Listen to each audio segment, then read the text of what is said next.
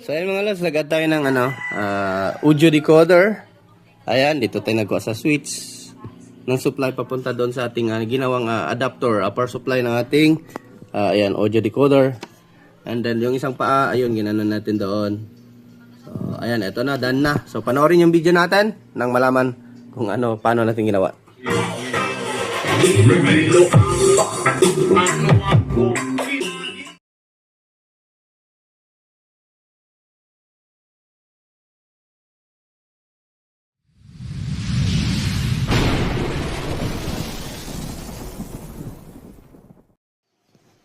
Hello mga lods, welcome sa ating channel at maligayang pagbabalik sa ating maliit na bahay.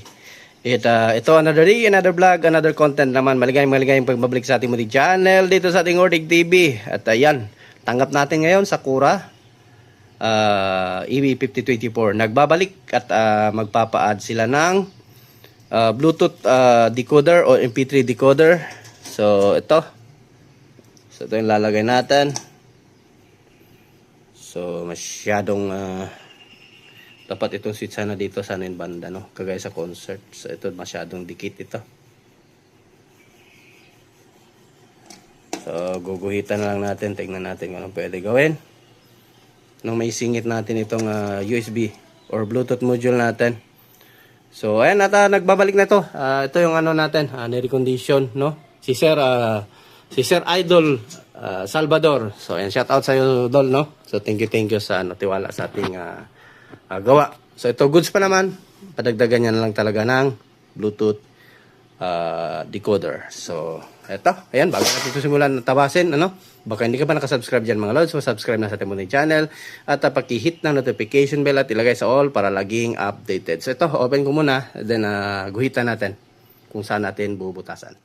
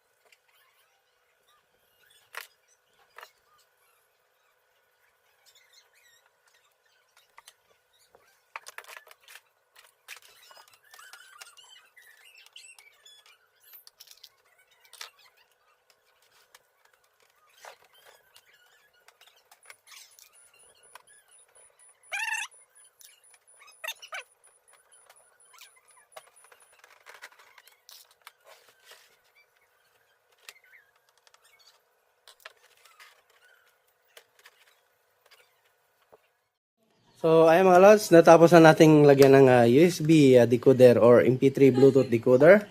So, ang next na gagawin natin ay lagay tayo ng supply. Kuha tayo supply sa kung saan yung blower. So, ipapakita ko sa inyo kung paano tayo maglagay ng additional supply para di na tayo mag-add, no? So, try ko mag, apat na 1 ampere. I-bridge ko to. So, ito. Ang gagawin natin, negative to negative. Ito, ganito. Ayan, o. Ayan, negative to negative. So, tayo bridge diode. Tapos, itong isa naman, positive to positive, no? Para makagawa tayo ng bridge diode. And then, ayan. Gaganyan mo siya. So, ayan. Kikreate tayo ng bridge diode. Din saka natin ilagay doon sa AC na 10 volts. Separate, no? Kanya-kanya silang bridge diode. Kasi yung dito sa blower, naka-bridge diode din yan eh. Naka-bridge yung ano niya, function ng apat na diode. So, ito ngayon. I-bridge din natin.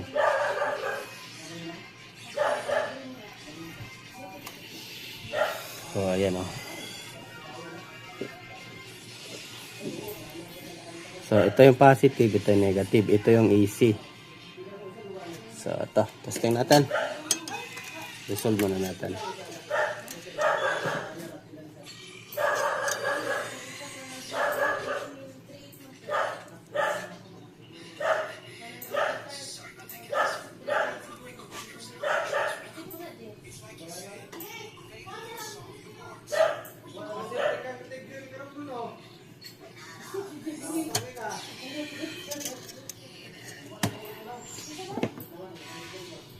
So, ito yung AC side.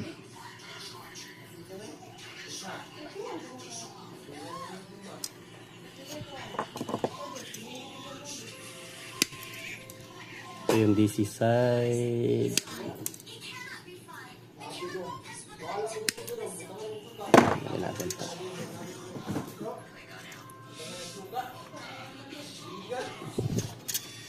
So, diskarte lang talaga para mapagana ang amplifier.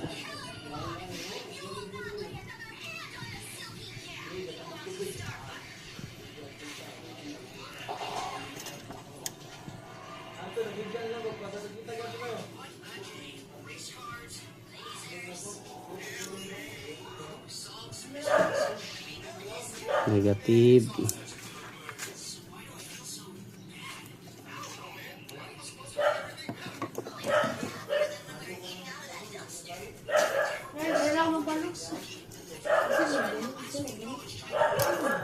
Nakana daw si bro nanak nag-vlog ko nak sa baan ang iruan na eh. Ganiya pa man na. Ha? Dili isara na lang ang isara ang gate.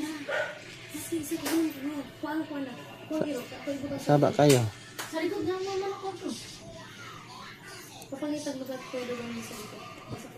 Basa po to dito. Pang ulan.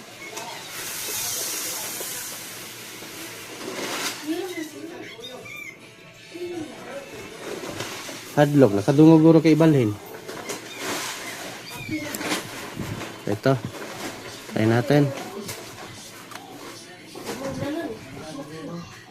AC.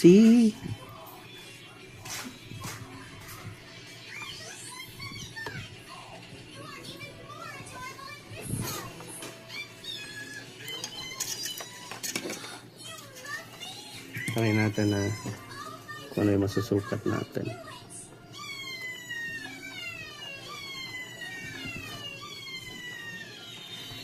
Try muna natin. Magsukat tayo ng DC. Yung power natin. Tignan natin kung ano yung masusukat natin dito sa kanya.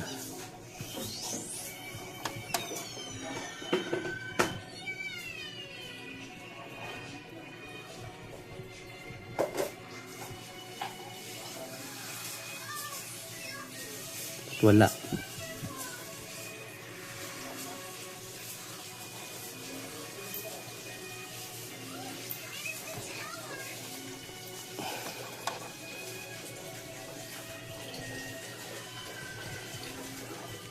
Nangyari dito sa wire. Wire ba? Or tester ko ang problema? Ayun, meron tayong 8.8. Wire siguro problema mga lods. Ayun, meron tayong 8.8 sa bridge diode.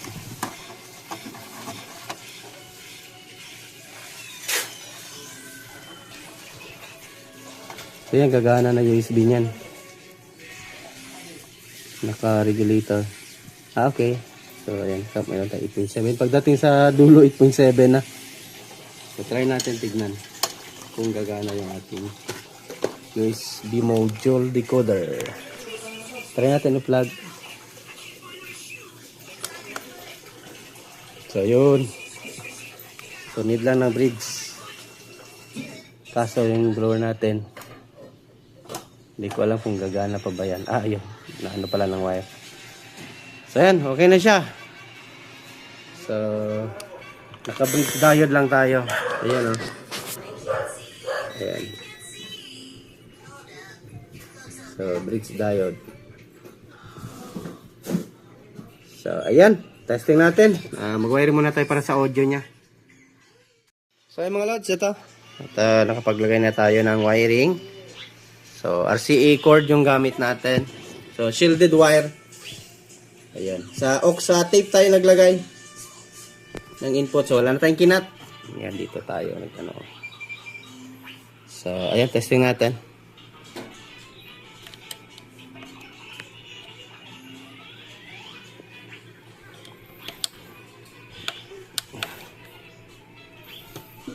So para malaman natin kung wala pa talagang haming ito.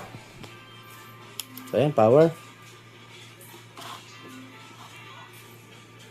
So ayun, may ano na tayo. Naka-tape, then mode.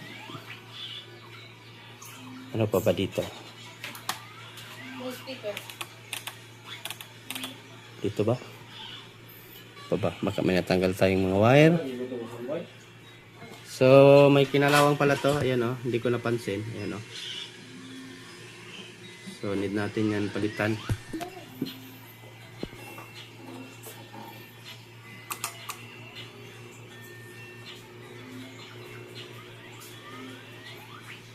So scan natin.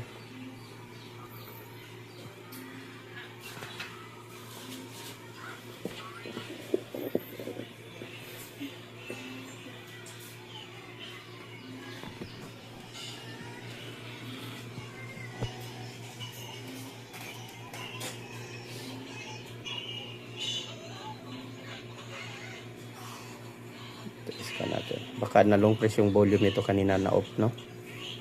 Kasi na long press yung button kanina eh.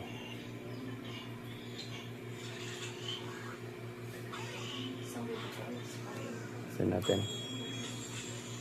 Ayan nga, na ano nga yung volume niya.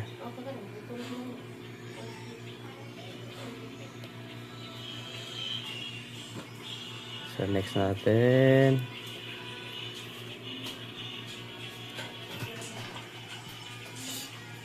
Walang audio.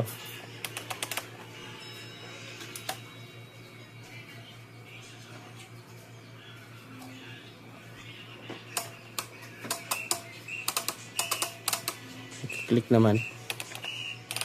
Saan kayo nakalagay? Check na natin. Oh, sa tape naman. Sa tape. Ba't walang audio?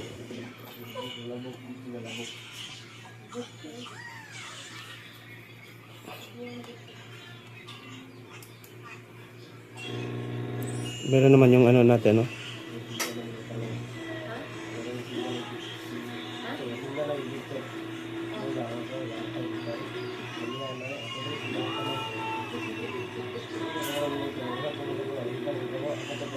Ang hina ng ano?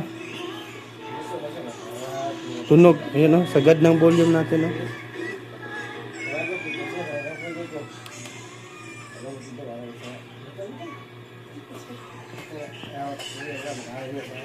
Ang hina ng tunog niya. Try nga natin USB. USB tayo.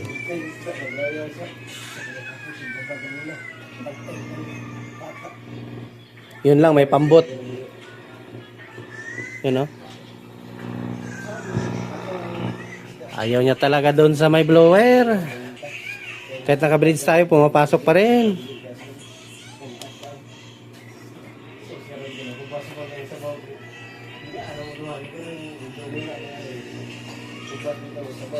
Hindi mag-play ng USB ah.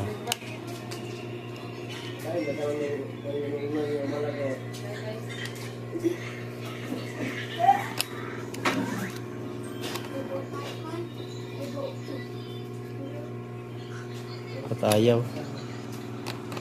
Nyata kaya basahin ah.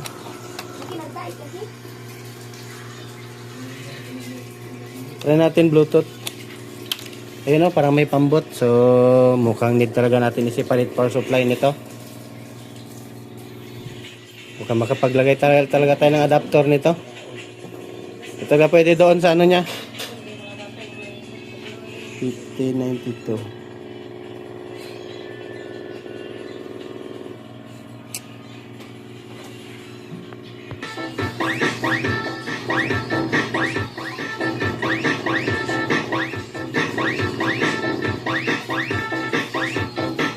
Ang hina ng tunog.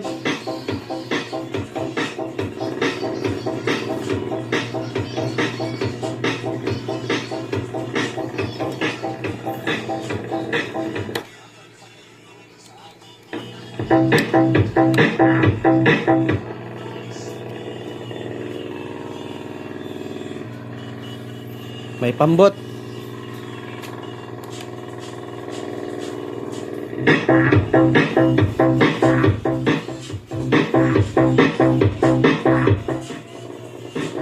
So ayusin ko muna yung kinalawang para ano na tayo. Tingnan natin kung walang ganyan pa rin yung tunog ng ating USB decoder. Lagyan natin ng adapter ng charger ng cellphone. Rekta natin. So ayun mga lods, at natapos din tayo kahit paano. Ayan. So ito na yung ano natin. Yung ating pinaka-supply ng ating USB adapter, no? 5 volts. And then, ang ginawa ko, itong dito sa kanya regulator, binaypass ko na. Ayan. Kasi 5 volts na yung charger natin. So, naawa ako sa naawa ako sa blower pag doon natin itatap yung ay masyadong mahina. At siguro sa tingin ko yung nito, yung pinaka-supply ng kanyang blower ay siguro maliit lang na ampere. Tapos dinagdagan pa natin ng kumuha pa tayo ng supply ng ating USB decoder or MP3 Bluetooth decoder.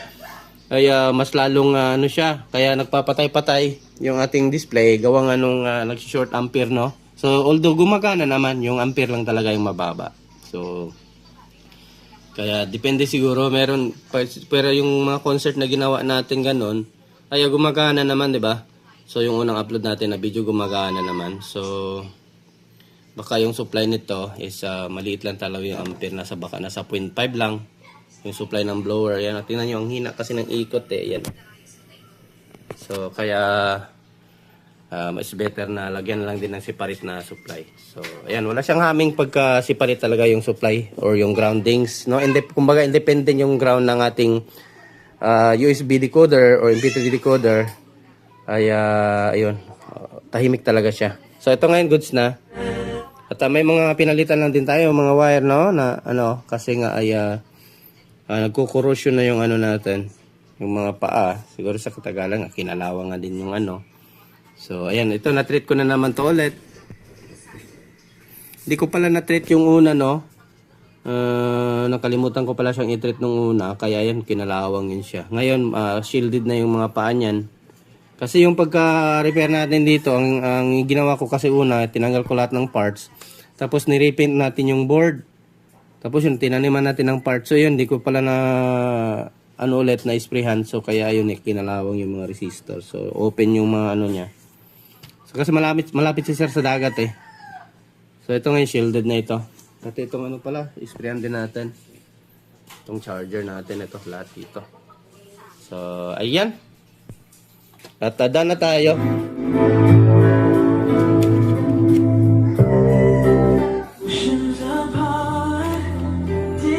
Copyright malala. USB tayo.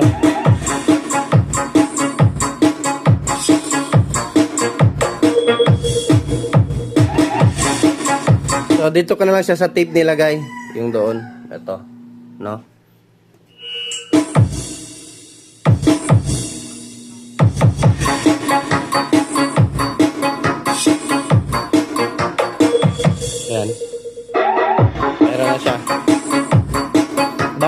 ulit. Kaya pala pag ano ko kanina ay hindi siya tumutunog eh. Yung pala ito, itong wire na to ay nag-color black na siya. Yung pinakaano niya ito oh. Ayan oh. Kinalawang. Ayan. Kaya pinutol ko na lang, pinalitan ko ng ibang socket. Ayan. Goods na siya ulit.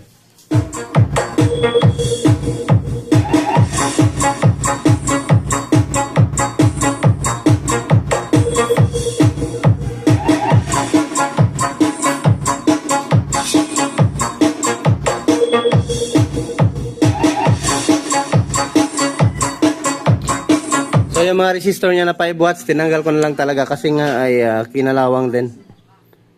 Ayan oh. Ito kasi yung unang resistor niya talaga, hindi ko pinalitan nung una kasi goods pa naman ngayon.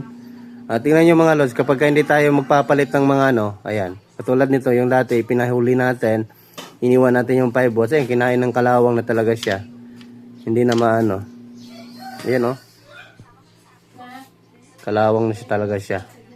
So kaya bagong resistor na ito, nilagay natin, brand new yan lahat. So ayan.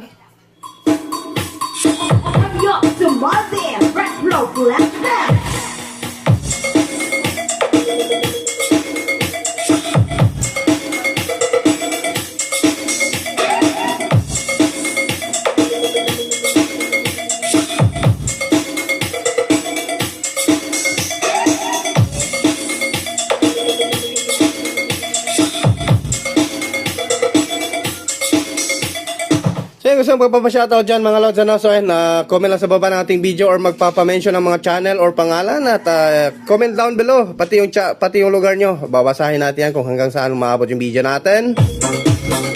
At huwag kalimutan mag-like sa ating video mga lods. At ayan, thank you na sa walang sawang suporta. At ayan, huwag kalimutan i-like and then yung mga hindi pa nakasubscribe or kakapasok lang sa ating munting channel, bago lisanin at mag-iwan ng bakas at pakit na notification bell at ilagay sa all para pwede mo lang para manonotify ka, no? So, ayan. Thank you mga lods. Another successful palit, ano ba ito tawag dito? Palit dagdag, ano? Upgrade, di naman upgrade ata kasi ano naman, additional MP3 or audio decoder. So, thanks for watching mga lods. At ka lang, magandang buhay sa inyo lahat. Bye-bye!